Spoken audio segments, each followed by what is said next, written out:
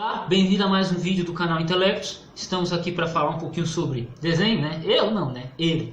Mas, meu nome é Adolfo Eucleio e ele é o Barba Bruta, né? Eu sou o Barba Ralha, ele é o Barba Bruta. Ô Barba Bruta, o que você vai trazer para nós hoje? Então, hoje eu vou começar a nossa série de vídeos trazendo um pouco mais sobre esse ministério que eu acredito ali fundado em Daniel. Aí você fala, nossa, mas Daniel, desenho. Pois é, né?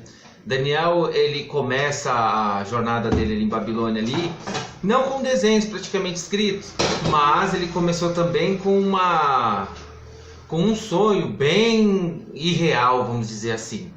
Né? Nós temos ali descrito que Nabucodonosor, o rei, da então grande potência e nação mundial, e ele tem um sonho que passou-se o espírito dele. O espírito dele ficou perturbadíssimo, ele estava inconsolável.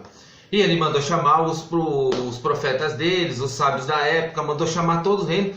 Você tem que pensar o seguinte, a dimensão que era a Babilônia na época e quem ele mandou chamar. Porque todo mundo respondia a ele. Então ele chamou todo mundo e falou assim, ó, o negócio é o seguinte, vai morrer todo mundo geral aí se eu não saber meu sonho. Porque se vocês é mestre nisso e não sabe desvendar isso, então para que vocês servem? Né? Você já não tem todo o conhecimento, porque conhecimento é levar a luz ao desconhecido. Então, mais ou menos a gente vai começar a ambientar o processo dos desenhos assim. O rei tinha uma inspiração, tinha um sonho, não sabia o que era, e aí ele fez tudo o que fez, a história se desenrola, Daniel e seus amigos jejuaram, tal, pediram a Deus, eles conseguiram a resposta e Daniel foi lá trabalhar com o rei. Só que tem uns detalhes aí que a gente tem que lembrar. Por quê? Porque o rei, ele não era cristão não, né? Ele era judeu, né? Ele não tinha nada com os judeus. Ele não conhecia o Deus vivo. Exato, ele não sabia nada sobre isso. E a única coisa que ele sabia é que o poder dele era imenso, porque o que ele queria e botava os olhos ele conseguia conquistar, até mesmo o Deus verdadeiro, né? Porque o povo estava apostatado e não tinha Deus, mas ele conseguiu capturar o povo de Deus. Mas enfim, vamos lá. Ele teve um sonho e Daniel pede a revelação para Deus, Deus dá a revelação para Daniel e também dá o sonho. Fala, olha, você sonhou com uma estátua, essa estátua tinha a cabeça de ouro, tinha o tronco de prata, os braços de prata, tinha o tronco de bronze, cintura de bronze. É a cintura de bronze. Isso, a cintura de bronze, as pernas de ferro e os pés em parte ferro e parte barro. Ele é verdade, foi isso aí que eu sonhei. E agora, o que é? E aí Daniel, ele começa a dissertar sobre cada metal. Exatamente, e outra, revelando para ele a resposta da inquietação dele. Porque a verdadeira inquietação de Nabucodonosor é sobre o que seria depois. Porque ali ele tinha, e como o mesmo sonho também já disse para ele tinha ali toda a revelação. O reino, o cabeça ali, o que ia construir toda a base do mundo, a base de conhecimento, tecnologia e tudo mais do mundo, era a dele, né? É a cabeça de ouro, foi ele dali que saiu todo, a raiz de tudo, né? Que comandou tudo. E ele estava pensando e depois, o que será depois? E nesse sonho veio para ele essa revelação. E Daniel, aliás, e Deus, através de Daniel, do seu profeta, ele foi lá e dissertou sobre ele, sobre o plano mundial, sobre as organizações de políticas mundiais, o que ia dos reinos, o que ia se levantar e o que ia se trazer. Eu não quero nem entrar nesse mérito sobre os metais e tudo mais, mas uma questão bem interessante que eu fico me perguntando a designação da estátua, ela vem de metais preciosos, metais nobres, até o ferro, e no ferro ele se mistura com o barro. É como se o poder da estátua ela fosse misturada com a terra, né? Só que ela não se mistura porque não se mistura mesmo. Interessante, né? Vamos falar mais sobre isso talvez em uns vídeos futuros. Mas uma pergunta, o que isso aí tem a ver com a abordagem que você quer trazer sobre desenho? Exatamente, Adolfo. O que o rei Nabucodonosor teve foi uma inspiração. É legal esse ponto, porque tudo nasce numa inspiração, tudo nasce sobre um ponto de dúvida. O meu ponto para os desenhos é o seguinte: o que o criador, qual é a indagação do criador ao criar aquele material? entendeu? Porque esse desenho ele chega às pessoas e ele aborda as pessoas.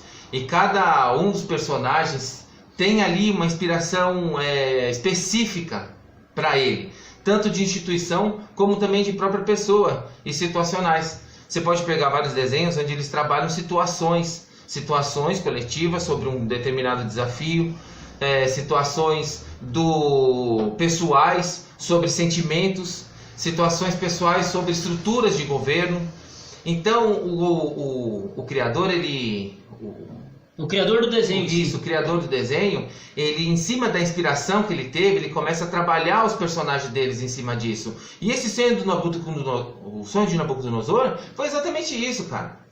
Ele teve a inspiração divina, né? Ele teve ali para ele o corpo, tudo do sonho que ele tinha, mas ele não sabia o que ele tinha visto. Ele tinha esquecido, ele estava perturbado, ele não conseguia lembrar, mas ele sabia que era muito importante, porque ele sabia que era uma coisa muito importante que precisava ficar às claras, né? Não era uma coisa que podia...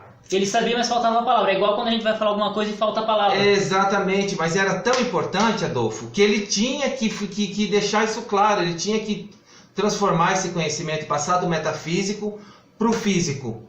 Ele sabia que era muito importante, sabia que tinha que fazer e sabia que tinha que ser, mas ele não tinha condições para isso.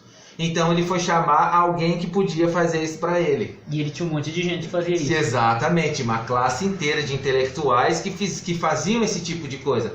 Só que nem todos eles na mesma área, né? Até que ele foi lá e encontrou. Aliás, ele encontrou não, né? Daniel sim encontrou para ele, né? Daniel falou assim, não, peraí, ninguém vai morrer não. Vamos orar ao Deus vivo, e ele que é o dono de todo saber e esclarecimento, e ele vai sanar essa dúvida do rei. E é isso aí que eu quero fazer também, pegar esse conhecimento que está aí, esse conhecimento que é difundido, entendeu? Um conhecimento animado. Por quê? Porque você pode pensar que é uma coisa inofensiva, mas essa coisa inofensiva é responsável por... Me foge os números, mas acho que é de 40% a 45% de toda instrução que é difundida no mundo. 45% dela é tudo sobre desenhos e vídeos explicativos, né? Baseados em desenhos, né? Não essa informação de vídeo, nem escrita, mas é sobre desenho, a quantidade de informação que você pode pôr lá. Eu peço a você já que você, ao assistir desenho, se você assiste ou se você não assiste, mas quando você passar a assistir o desenho agora, procure olhar uma gama política, assim, o que o personagem, fora aquela boa açãozinha que ele está fazendo, em passear com o cachorro, em dar ração e tudo mais, mas qual a estrutura, qual é o ambiente que eles vivem? Que você pode ver que a maioria dos desenhos, eles se passam em ambientes hostis, ambientes onde as pessoas lutam, onde as pessoas têm que brigar para sobreviver. E sempre o personagem principal, na maioria das vezes, a tendência dele, por mais briguento e por mais sanguinário que ele seja, ele sempre leva o tom de justiça, né? Aí esse tom de justiça, ele passa a ser um personagem importante político no nosso meio, né? Porque não é um indivíduo só, são vários indivíduos que querem ser o mesmo indivíduo. E aí conduz até outras coisas. E como ele age, subjetivamente as pessoas também passam a agir, elas passam a se olhar com clareza e tal. É ruim isso? Não, não é ruim. Por que você vai falar que uma pessoa ser controlada é ruim? Não é ruim. O problema é da onde ela tira inspiração para isso e quem ela revela ser, né? Porque nós tiramos a essência do bem e do bom de Deus. Então todas as coisas boas agradecemos a Deus. Até aquelas coisas ruins em nós agradecemos a Deus por ter mudado elas para coisas boas, ou pelo menos por contê-las, né? Agora existe uma nova abordagem de você não precisa de Deus. Aonde você, ao contemplar, você consegue se moldar, né? Excluindo a presença divina do ser humano. Tem resultados ou não? Não sei. A depressão cresce, suicídios crescem, incidências com drogas crescem. E tudo isso é coisa de gente infeliz, né? Porque gente feliz não precisa de nada disso. Vocês têm que concordar comigo, né, Adolfo? Gente feliz não faz nada disso, não foge de nada, né? Gente feliz vive feliz, Então é esse o mundo que nós trabalhamos, né? Trabalhamos aí na grande difusão aí de conhecimento na massa. Sabemos que a massa ela não consegue acompanhar toda a gama e a maioria fica em pontos isolados. Esse ponto de desenhos é um desses pontos isolados, né? Porque ele não é uma fonte, vamos dizer assim, confiável de informação para muitos, porque por ser um campo bem criativo e imaginativo, as pessoas têm uma falsa ilusão de que nada de útil possa vir dali, nada que tenha fundamento e crença básica. Ao você acompanhar e saber, você começa a ver a gama e a estrutura criada para prender a atenção.